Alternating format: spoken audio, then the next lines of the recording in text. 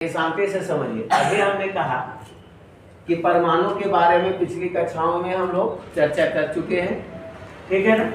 अब परमाणु का समूह क्या है? अणु के रूप में होता है, ठीक है। अर्थात दो या दो से अधिक परमाणु जब आपस में रासायनिक अभिक्रिया द्वारा संयोग करते हैं तो क्या बनाते हैं? अणु बनाते हैं। तो हम पहले परमाणु को समझे, उसके बाद अणु को भी समझ लें। अब अणु को समझ गए तो तत्व को भी समझेंगे, और तत्व को समझ जाएंगे तो हम यौगिक को भी समझ जाएंगे। यौगिक को समझ जाएंगे तो रासायनिक आबंध को समझने लगेंगे कि कैसे यौगिक बनता है, ठीक है। तो हम सूत्र भी लिखना जान जाएंगे, और सूत्र लिखना जान जाएंगे उसके बाद समीकरण बनाना जान जाएंगे, है ना। रासायनिक अभिक्रिया को समझेंगे। तो ऑलरेडी केमिस्ट्री में जो मूल तत्व है, जैसे गणित में गिनती है, पहाड़ा है, नहीं समझ में आएगा तो गुना भागा जानोगे क्या? जोड़ घटा जानोगे? तो उसी तरह से परमाणु, अणु, तत्व, यौगिक, रासायनिक आबंध को नहीं समझ पाओगे तो रसायन विज्ञान तुम्हारे लिए नथिंग है, कुछ नहीं है, मतलब कुछ समझ में ही नहीं आएगा। तो अगर शुरू से जो 9th क्लास में है उनके लिए भी वाह वाह है, जो 8th क्लास में है उनके लिए भी है, और जो 10th क्लास में चले गए हैं, है ना, वो भी अच्छा से समझेंगे, क्योंकि केमिस्ट्री एक सब्जेक्ट के रूप में लेते हैं, है ना। तो उसको उसका जड़ को तो समझना होगा। तो अणु क्या है, ये प्रश्न आया, है ना। तो अणु एक हम उसको कह सकते हैं कि साधारण अणु ऐसे दो या दो से अधिक परमाणुओं का समूह होता है। दो या दो से अधिक परमाणुओं का समूह होता है जो आपस में, पहले बताया, आपस में रासायनिक बंध द्वारा जुड़े होते हैं, ठीक है। तो एक ही तत्व के परमाणु अथवा भिन्न भिन्न तत्वों के परमाणु, एक ही तत्व के परमाणु अथवा अलग अलग तत्व के परमाणु परस्पर संयोग करके क्या बनाते हैं? अणु बनाते हैं, ठीक है। तो अणु, तत्वों के अणु अब क्या है? जैसे तत्व के बारे में आया ना, भिन्न भिन्न तत्व, एक ही तत्व, ये तत्व के अणु, है ना, तत्व के या तत्वों के अणु के अणु। अब इसको हम समझते हैं क्या है तत्व के अणु। एक साधारण सा लो, ये क्या है? ऑक्सीजन है ना। क्या है? ऑक्सीजन है। तो ऑक्सीजन का एक परमाणु हुआ, ठीक। तो ऑक्सीजन का एक परमाणु, और हम यहाँ दो लिख देते हैं तो क्या समझेगा?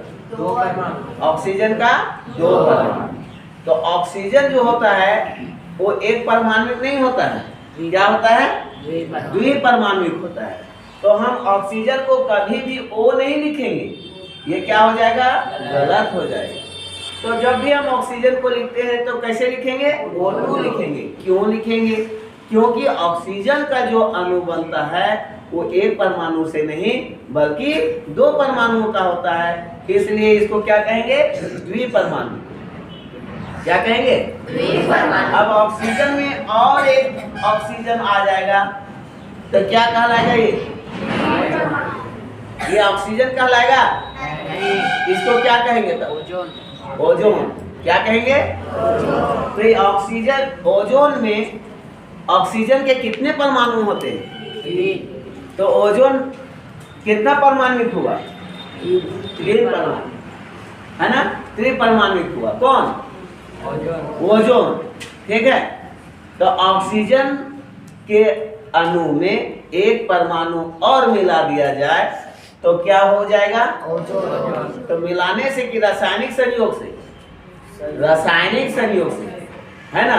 वो मिलाने से, वो मिश्रण वाला बात नहीं हो रहा है, क्योंकि यौगिक जब बनेगा तो रासायनिक संयोग के नियम के अनुसार बनेगा, ठीक है।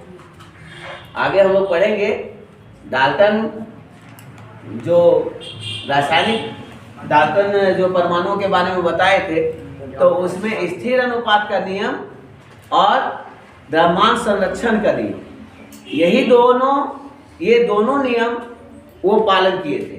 ठीक है, प्रोस्ट और लवाजिये द्वारा जो नियम स्थिर अनुपात का नियम और द्रव्यमान संरक्षण का नियम जो दिया गया, सिद्धांत को दिया गया, उस सिद्धांत के आधार पर डाल्टन ने परमाणुओं के क्या बताए, सिद्धांत दिए। ठीक है, तो उसी में द्रव्यमान संरक्षण का भी नियम आता है। तो उसको तो खैर अलग बात है, वो बात आगे इसीलिए बताए। तो तत्वों के अणु आप समझ रहे हैं कि एक तत्व के अणु में 2 या 2 से अधिक परमाणु भी रहते हैं, होते हैं, यानी एक समूह ही होता है। तो ये समझ में आ गया। अब आगे बढ़ें। ठीक, किसी अणु की संरचना में प्रयुक्त होने वाले परमाणुओं की संख्या उस अणु की क्या कहलाती है, परमाणुकता, है ना। जैसे ऑक्सीजन का परमाणुकता कितना हुआ,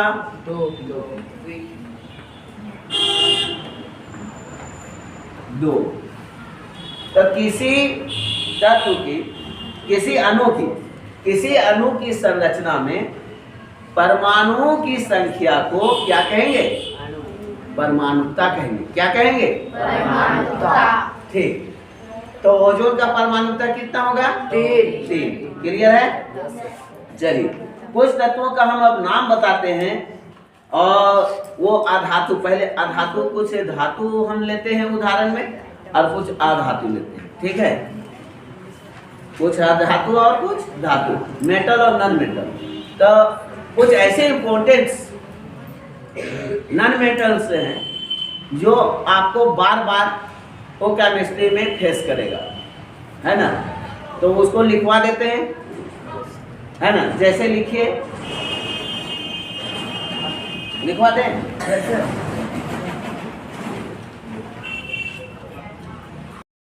हाँ, थोड़ा शांत रहना। देखो, तो अभी हम परमाणुकता के बारे में बताते हैं। ठीक है, तो परमाणुकता होता क्या है, अभी बताए थे, बोलो कोई। परमाणुकता क्या होता है?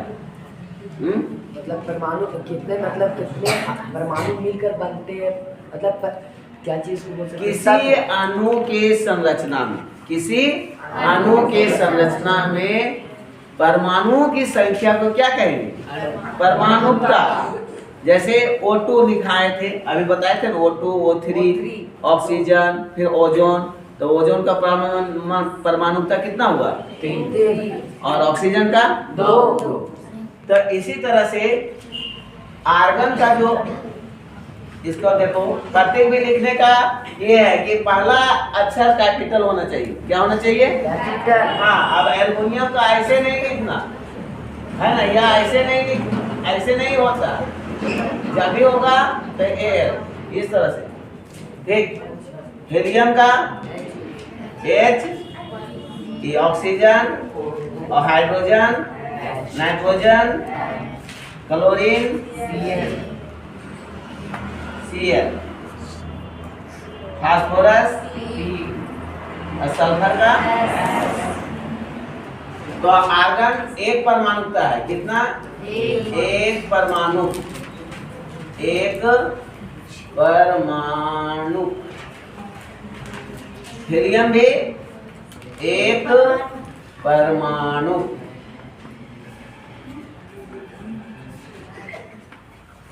ऑक्सीजन, हाँ, अभी बताए थे, द्विपरमाणु।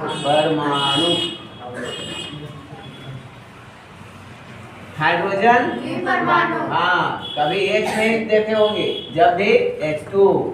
ठीक, द्विपरमाणु। नाइट्रोजन, N2 होता है ना, द्विपरमाणु। Chlorine, द्विपरमाणु, Cl2।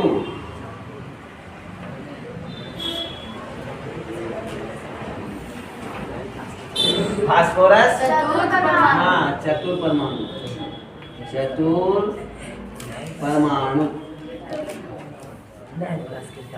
चतुर्परमाणु कैसे, चतुर्परमाणु।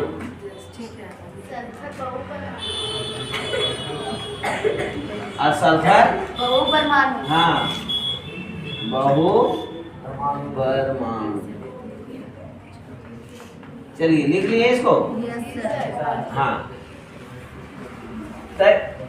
तो इसका जो अणु बनेगा है ना, वो AR अणु के रूप में भी हो सकता है, लेकिन वो अणु के रूप में नहीं होगा।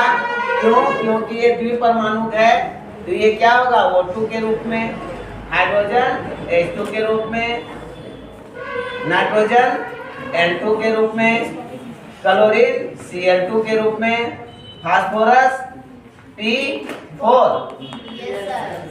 और बहुपरमाणु की ये S8 भी होता है, और भी बहुत होता है इसका, सल्फर का। ठीक है, और ये जितना धातु है, इसमें से 4 धातु लिखा है, सोडियम, आयरन, एल्युमिनियम, कॉपर, ये सब सोडियम का Na है ना, FeAl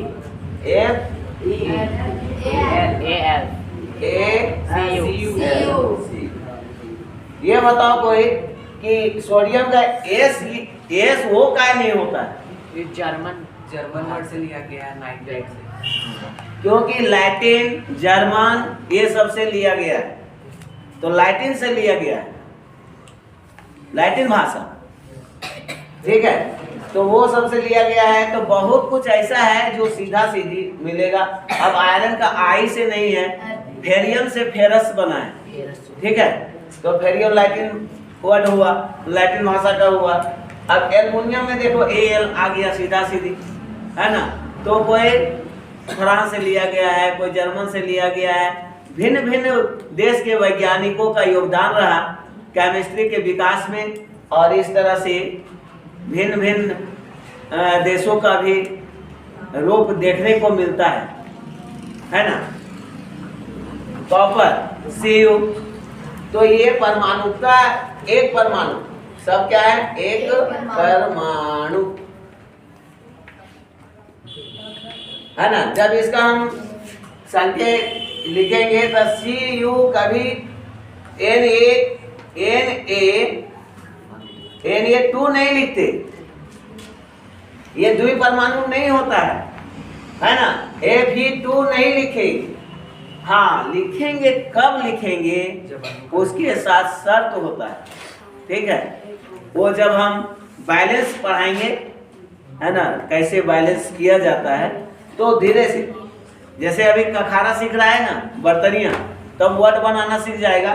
तो यौगिकों का जब निर्माण चलेंगे हम लोग, है ना, अभी हम लोग यही ना है जी, उसके बाद यहाँ पर पहुँच रहे हैं। ठीक है, यहाँ चलेंगे, यहाँ चलेंगे, तो क्रमशः हम लोग सीखते चले जाएंगे। ठीक है, तो ये एक परमाणु, ये सब की क्या है, एक परमाणु। तो यहाँ तो क्लियर है। चलिए, अब हम लोग ये तत्वों के अणु पढ़े थे, और परिभाषा में क्या लिखाए थे, तत्व या यौगिक। तत्व या यौगिक में जो परमाणुओं का समूह होता है वो अणु के रूप में होता है। तो अणु की भूमिका यदि तत्व में है तो अणु की भूमिका यौगिक में भी मिलेगा। तब हम अब चलते हैं, अभी जैसे यहाँ लिखे थे तत्वों के अणु, यहाँ लिखे थे ना अभी मिटाए। अब हम क्या चलते हैं, यौगिकों के अणु। ठीक, चलो ये अपना लिख लिए। तो यौगिकों के अणु, अभी हम तत्वों के अणु बताए थे, इसके अणु, अब हम इसके अणु के बारे में बात करते हैं। तो यौगिकों के अणु भिन्न भिन्न तत्व, जब यौगिक का बात कर रहे हैं, कंपाउंड का बात कर रहे हैं, तो कोनो एक तत्व का बात होगा नहीं। जब भी होगा तो अलग अलग 2 या 2 से अधिक तत्वों का भी बात हो सकता है। तो भिन्न भिन्न तत्वों के परमाणु एक निश्चित अनुपात, है ना, जब भी रिएक्शन का बात आएगा तो निश्चित अनुपात का नियम जरूर आएगा। ठीक है, निश्चित अनुपात में परस्पर जोड़कर यौगिक के अणु निर्मित करते हैं। यानी जो भी यौगिक के अणु निर्मित होंगे वो जैसे तैसे पुंज नहीं बनाएगा, गुच्छ नहीं बनाएगा, वो जैसे तैसे गुंठ नहीं बना लेगा, उसका एक निश्चित अनुपात है ना। और किसका निश्चित अनुपात? तत्वों के अणुओं का, है ना। भेद भेद तत्वों के परमाणु के एक निश्चित अनुपात, यानी उसके परमाणुओं का, किसका? परमाणुओं का एक निश्चित अनुपात में परस्पर जुड़कर यौगिक के अणु निर्मित करते हैं। जैसे आप देख लो जल, तो जल में 2 या 2 से अधिक तत्व है। 2 तत्व हुआ हाइड्रोजन और ऑक्सीजन, ऑक्सीजन हाइड्रोजन और ऑक्सीजन। अब हाइड्रोजन का परमाणु द्रव्यमान हम लोग जानते हैं कि कितना होता है? 1। और ऑक्सीजन का होता है 16। कितना होता है? 16।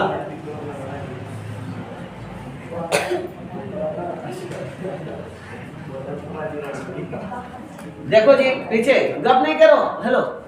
देखो हाइड्रोजन का कितना होता है? 1। कैट हाइड्रोजन है 2, तो यहाँ कितना गुना करेंगे? और यहाँ परिभाषा में देखो अनुपात है ना, तो हम अनुपात लगाएंगे ना, तो किससे लगाएंगे? ऑक्सीजन से लगाएंगे, ताकि यहाँ 2 ही तो है ना। एक बार तोड़ नाच होगा, एक बार मोर नाच होगा, ठीक है। तो एक बार किसका हुआ? हाइड्रोजन का। अब अनुपात में कौन चलाएगा? कौन चलाएगा? ऑक्सीजन। कौन चलाएगा? ऑक्सीजन। तो ऑक्सीजन का कितना परमाणु द्रव्यमान? 16। परमाणु क्रमांक 8 होता है, तो जस्ट उसका दुगुना 16। अधिकतर तत्वों को तो यही होता है। अब हम इसको काटेंगे 2 अठी 16, तो हम 1/8 लिखें या हम 1:8? बात तो एक ही है, तो ये समझ में आ गया? चलो अब अमोनिया का NH3, तो नाइट्रोजन कैटो है 1, कितना है? 1। और हाइड्रोजन कितना है? 3, है ना। तो अमोनिया का कितना? 1 है। अब इसका परमाणु द्रव्यमान कितना होगा? 14। तो 14 एकम 14 ही लिखते हैं। और हाइड्रोजन का चूंकि 1 होता है, तो 1 को 3 से गुना करेंगे 3 ही होगा, तो 14:3 ही सीधा सीधी 14:3। उसी तरह से कार्बन डाइऑक्साइड, कार्बन का कितना होता है? 12 अनुपात ऑक्सीजन का 16 गुने 2 है, तो 2 से गुना हो जाएगा, तो 16 दूनी 32। काटेंगे तो 4 तिया 12, है ना। तो यहाँ आ जाएगा 4 × 16, 4 दूनी 8 हुआ। तो इस तरह से हम लोग देखें कि एक निश्चित अनुपात, कहने का मतलब है जब हम स्थिर अनुपात का नियम पढ़ रहे थे, है ना, तो उसमें ये उदाहरण दिए थे कि जल को चाहे कोई वो प्रयोगशाला में बनाया जाए या नली का कोई नल का जल ले लाया जाए, समुद्र का जल लाया जाए, लेकिन वो हर हाल में 1:8 में ही उसका ऑक्सीजन और हाइड्रोजन और ऑक्सीजन का 1:8 में ही होगा। यही निश्चित अनुपात का नियम है ना। और उसी का नियम को पालन करता है यौगिक, है ना। और यौगिक में उपस्थित जितने परमाणु रहते हैं वो निश्चित अनुपात के नियम को पालन करते हैं। समझ में आए यहाँ तक? कोई दिक्कत? ठीक। अब हम आगे चलते हैं। हाँ ठीक है, अब नेक्स्ट दिन बताएंगे तो आयन क्या होता है। ठीक है, ठीक है, गुड बाय।